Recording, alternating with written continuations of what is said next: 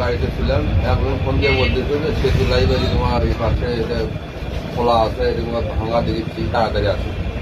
তা আসলাম, এসব দোকান খুলে দেখলাম আলমারি খুলে সব কিছু নিয়ে গেছে। যা ছিল সবই নিয়ে গেছে। 70-80 ভরি সোনা হবে,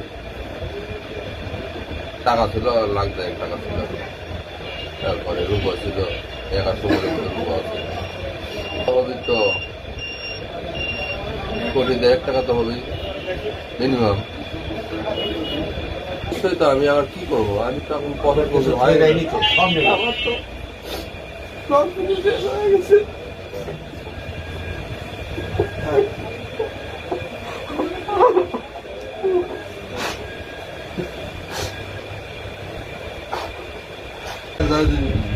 জনকার গোলাপ থেকে লোক করা হয়, তাহলে কেমন শুরু হলো করি এখন। উৎসবে খুশি হবে নগদে বেশি, কারণ ঘন্টায় ঘন্টায় আছে গিফট জেতার সুযোগ।